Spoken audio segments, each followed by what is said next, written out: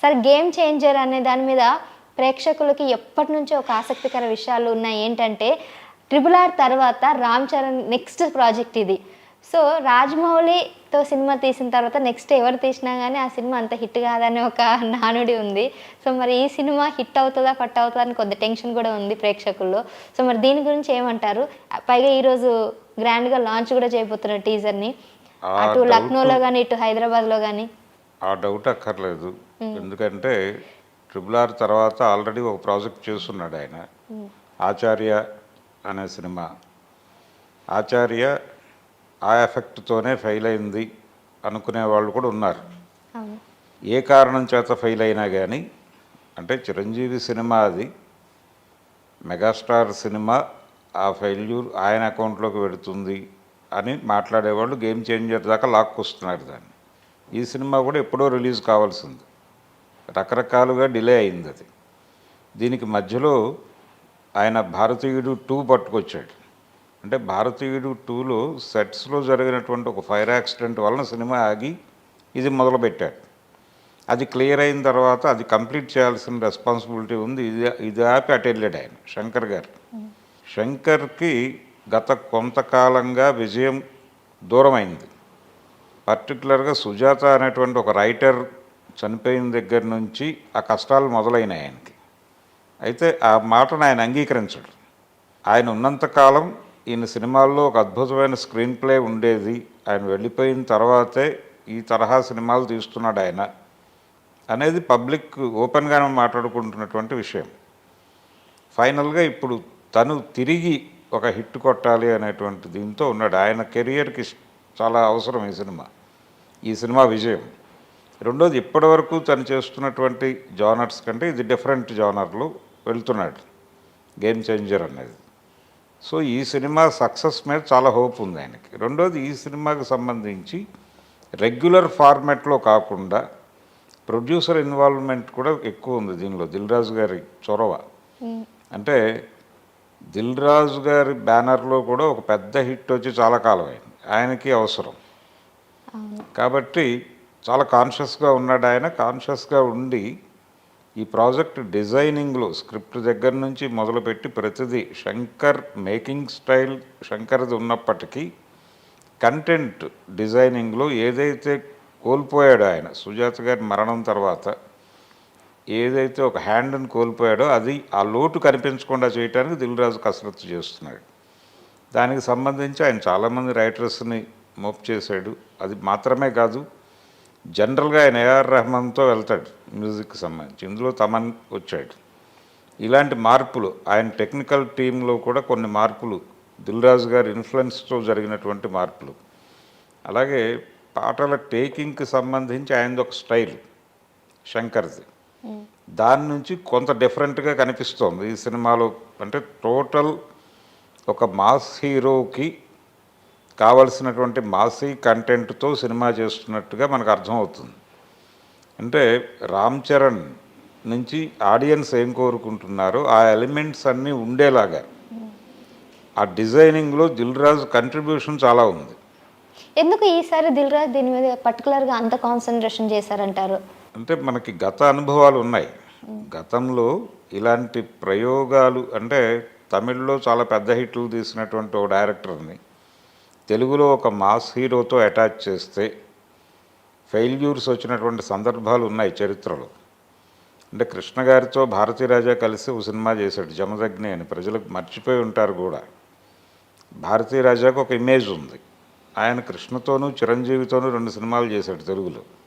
చిరంజీవితో ఆరాధన అనే సినిమా చేశాడు, కృష్ణ గారితో జమదగ్ని సినిమా చేశాడు. రెండూ పెద్దగా ఆడలేదు.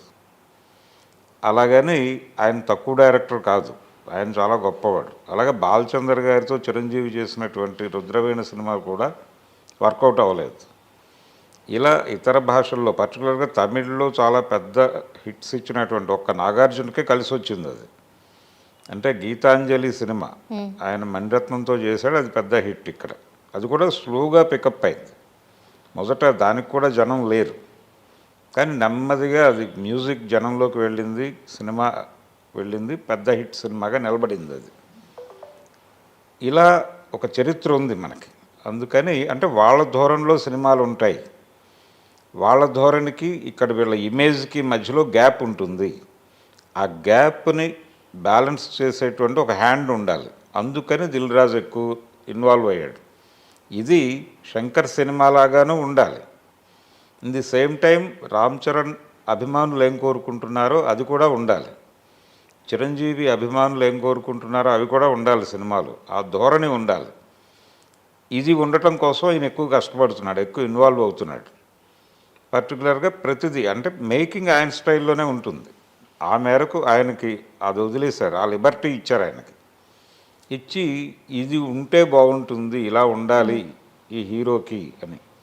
అంటే ఈ మధ్య ఒక మ్యూజిక్ డైరెక్టర్ కోటి గారి ఇంటర్వ్యూస్ చూస్తే ఒక దశలో చక్రవర్తి గారు ఎక్కువ మ్యూజిక్ చేసేవాడు అందరికీ. అంటే తెలుగులో కమర్షియల్ సినిమా అంటే చక్రవర్తి గారే మ్యూజిక్ డైరెక్టర్. అవును. ఇంకొక మ్యూజిక్ డైరెక్టర్ని ఊహించేవాళ్ళు కూడా కాదు. రాఘవేంద్రరావు గారు ఆ రోజుల్లో, దాసరి గారు, కోదండరామిరెడ్డి, ఏ డైరెక్టర్ అయినా కానీ పెద్ద హీరో ఉంటే చక్రవర్తి మ్యూజిక్ డైరెక్టర్. ఆ టైంలో ఇళయరాజాని ప్రయోగం చేశారు కెఎస్ రామారావు గారు. ఆ సినిమాలు చక్రవర్తి గారు మ్యూజిక్ చేసిన సినిమాల స్థాయి విజయాలు అందుకోలేదు. అలా అందుకున్న మొదటి సినిమా జగదేక వీరుడు అతిలోక సుందరి. దానికి ముందు కూడా ఆయన మ్యూజిక్ చేశాడు, చిరంజీవి గారికి అభిలాష చేశాడు, ఛాలెంజ్. ఈ సినిమాల్లో మంచి పాటలు ఉంటాయి. కానీ చక్రవర్తి గారు మ్యూజిక్ చేసినటువంటి ఖైదీ సినిమా కావచ్చు, ఇతర సినిమాలు ఆయన మ్యూజిక్ చేసిన అంటే అత్తకు యముడు అమ్మాయికి మొగుడు, దానికి ముందు చేసినటువంటి పసివాడి ప్రాణం, ఇవన్నీ చక్రవర్తి గారు చేసినవి. ఆ సినిమాల స్థాయి విజయాలు కాదు ఇది. అందుకని తమిళ్ నుంచి వచ్చినటువంటి టెక్నీషియన్స్ వాళ్ళకు ఒక స్పెషల్ ఇది ఉంటుంది. వాళ్ళు వీళ్ళతో మ్యాచ్ చేయటం దగ్గర అంటే వీళ్ళ ఇమేజ్ తెలియకపోవడం చేత ఆ తరహా మ్యూజిక్ ఇచ్చాడు ఆయన అనే అభిప్రాయం ఈ మధ్య కోటి మాట్లాడాడు ఒక చోట. అంటే ఆ టైంలో చక్రవర్తి డిఫరెంట్గా వెళ్ళటానికి, ఇళయరాజా మించిన హిట్స్ ఇవ్వటానికి కారణం తర్వాత ఇళయరాజా నిలబట్టడానికి. దాని మీద మాట్లాడుతూ చిరంజీవి ఇమేజ్కి సంబంధం లేని మ్యూజిక్ ఇచ్చాడు ఆయన అని. అయితే అది ఆడియన్స్కి వెళ్ళిపోయింది. ఆడియన్స్ ఈ రోజుకి అభిలాష పాటలు వింటారు. ఇలా బ్లెండ్ చేయటం అనేది, ఇలా బ్లెండ్ చేయటం దగ్గర ఒక హ్యాండ్ ఉండాలి. అది దిల్ రాజు గారు ఆ రోల్ పోషించాడు. కాన్షియస్గా ఉన్నాడు ఆ సినిమా హిట్ కొట్టాలి అనే ఉద్దేశంతో. అందుకని తెలుగుకి సంబంధించి ఇక్కడ కమర్షియల్ రైటింగ్ చేస్తున్నటువంటి రైటర్స్ని కూడా స్క్రిప్ట్లో ఇన్వాల్వ్ చేసి ఆయనతో కలిసేలాగా వాళ్ళకి ఆయన నుంచి అలాగే వీళ్ళ నుంచి ఆయనకి ఇబ్బంది రాకుండా, ఈయన పడుతున్నటువంటి కష్టం చాలా ఉంది ఆ సినిమాకి సంబంధించి. ఈ డిలే అవటము, ఈ ప్రాసెస్సు ఇదంతా కూడా ఆయనకే పెయిన్, దిల్ రాజుకే. అందుకని దాని మీద చాలా కాన్షియస్గా ఉన్నాడు ఆయన. ఆ ప్రాజెక్టుని తీసుకొచ్చి ఒక పెద్ద హ్యూజ్ హిట్ కొట్టి, రెండోది శంకర్కి సౌత్ ఇండియన్ మార్కెట్ ఉంది, ఇతనికి వరల్డ్ మార్కెట్ ఉంది. RRR సినిమా నుంచి వచ్చింది. జస్ట్ పాన్ ఇండియా సినిమా మాత్రమే కాదు ఇది గ్లోబల్ మార్కెట్లో కూడా పంప్ చేయాలనేటువంటి ఒక ఉద్దేశంతో ఉన్నారు వీళ్ళు. అందుకని కొంచెం ఎక్కువ జాగ్రత్తలు తీసుకుంటున్నారు. ఆ ఎక్కువ జాగ్రత్తలు తీసుకోవటంలో తన బాధ్యత ఎక్కువ తీసుకుంటున్నాడు దిల్ రాజు.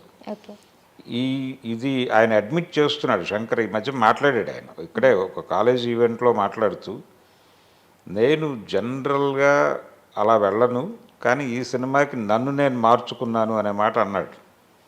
కాబట్టి ఆయన కూడా కాన్షియస్గా ఉన్నాడు ఈ సినిమా నుంచి ఒక హిట్ కొట్టాలి అని. హిట్ కొట్టి ఇప్పటి వరకు తన కెరీర్, నిజానికి భారతీయుడు 2 చాలా ఇబ్బంది పెట్టింది ఆయన. డిజాస్టర్ అయింది ఆ సినిమా. దిల్ రాజు కాదు, శంకర్కి. ఓకే. భారతీయుడు 2 అనే సినిమా శంకర్ని చాలా ఇబ్బంది పెట్టింది. ఆ సినిమా డిజాస్టర్ అయింది. నిజానికి 3 అనౌన్స్ చేసున్నాడు ఆయన. ఇక ఈ దెబ్బకి ఆయన 3 చేయడేమో. చేస్తాడా చేయడా అనేది వేరే గొడవ. ముందు ఈ సినిమా హిట్ అయ్యి ఆయన ట్రాక్ ఎక్కాలి. అంటే రామ్ చరణ్ కంటే కూడా ఈ ప్రాజెక్ట్ హిట్ అవ్వటం అనేది శంకర్కి ఇంపార్టెంట్, రామ్ చరణ్కి కాదు. రామ్ చరణ్కి నెక్స్ట్ ప్రాజెక్టులు బాగానే ఉన్నాయి, దిల్ రాజుకి అవసరం ఈ సినిమా హిట్. ఇప్పుడు అవసరం దిల్ రాజుకి అలాగే శంకర్ గారికి. శంకర్ గారికి వీళ్ళిద్దరికైతే ఇది ఒక ప్రెస్టీజియస్ ఇష్యూ అని చెప్పాలి. రామ్ చరణ్కి వచ్చిన ఇబ్బంది ఏం లేదు. రామ్ చరణ్కి వచ్చిన ఇబ్బంది ఏం లేదు. నెక్స్ట్ 2 ప్రాజెక్టులు మంచి ప్రాజెక్టులు ఉన్నాయనికి. ఒకటి సుకుమార్ స్టార్ట్ అవుతుంది ఇమ్మీడియట్గా. దాని తర్వాత ప్రాజెక్టు కూడా వాళ్ళు చర్చలో ఉన్నారు. ఓ బాలీవుడ్ డైరెక్టర్తో చేసే ఉద్దేశం ఉంది. ప్రశాంత్ నీల్ కూడా ఇతని వైపు దృష్టి ఉంది.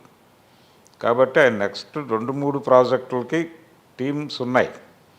సో ఆయనకు వచ్చిన ప్రాబ్లం కాదు ఇది. ఇది శంకర్ ఈ సినిమాతో నిలబడతాడా లేదా అనేది. నిజానికి మనకి ఆ రోజుల్లో అంటే రాజమౌళి రాకముందు అద్భుత రసంలో ఒక పెద్ద సినిమా అనగానే గుర్తొచ్చే డైరెక్టర్లు ఇద్దరు సౌత్లో. ఒకడు రాజమౌళి, 2 శంకర్. వీళ్ళిద్దరే బిగ్ సినిమా అనగానే గుర్తొచ్చేవాళ్ళు. ఆ తర్వాత సీన్ మారిపోయింది. ఇప్పుడు తిరిగి వాళ్ళ ప్రాభవాన్ని నిలబెట్టుకోవడానికి ఇద్దరూ కష్టపడుతున్నారు. ఇప్పుడు మణిరత్నం గారు ఇప్పుడు కమల్ హాసన్తో సినిమా చేస్తున్నాడు. ఆ సినిమాతో నిలబడాలని, అందులో నాగార్జున గారు కూడా క్యారెక్టర్ చేస్తాడని అంటున్నారు. ఇలా ఎవరి ప్రయత్నాల్లో వాళ్ళు ఉన్నారు. ఇప్పుడు గేమ్ చేంజర్ ఈరోజు టీజర్ రిలీజ్ అవుతోంది. దాన్ని కొంచెం గ్రాండ్ వేలో అంటే ప్రమోషనల్ సైడ్ దిల్ రాజు గారు చాలా కాన్షియస్గా ఉంటారు. సినిమాని ఎలా జనంలోకి తీసుకెళ్ళాలి అనే దానికి సంబంధించి ఆయనకు ఒక వ్యూహం ఉంది. ఆ వ్యూహం కూడా వర్కౌట్ అయ్యి ఈ సినిమా హిట్ అయ్యేటువంటి అవకాశం అయితే ఉంది. Game changer. Okay, game changer అనే టైటిల్ ఇప్పుడు శంకర్కి అవసరం. ఆయన గేమ్ చేంజ్ చేయాలి ఈ సినిమా. Exactly right sir. నిజంగా గేమ్ చేంజర్ అనేది మీరు చెప్పినట్టు కూడా రామ్ చరణ్ కన్నా శంకర్కి అదేవిధంగా దిల్ రాజు గారికి చాలా ఇంపార్టెంట్. సో మరి చూద్దాం, గేమ్ చేంజర్ ఈరోజు టీజర్ రిలీజ్ కాబోతుంది. మరి దీని గురించి పూర్తి అప్డేట్స్ కూడా నేను త్వరలో ఇవ్వడానికి నేను ప్రయత్నిస్తాను. మరి ఈ సినిమా గురించి మీరేమనుకుంటున్నారో కింద కామెంట్ చేయండి. మరో ఇంట్రెస్టింగ్ అప్డేట్స్తో మళ్ళీ కలుస్తాను. Thank you so much sir.